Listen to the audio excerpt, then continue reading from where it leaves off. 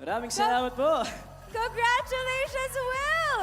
Grabe naman yun. For sure, minanifest niyo yun, Mare. Pero ito ha, ito rin ang magagaling mag-manifest. Ang isa sa mga paborito nating P-pop boy group. Right, tama ka dyan, Mare. And performing their newest single for 2026, manifest natin ang blessings kasama ang 1621!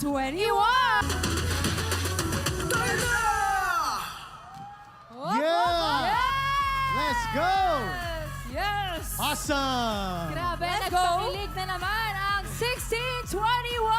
Thank you Grabe. so much, guys! Thank you, 1621, and Thank you Happy so New much. Year! Ano ba ang gusto nyo pang sabihin to promote your new latest song sa atin lahat? So, ang kanta po namin ay Manifest Mo Na Yan.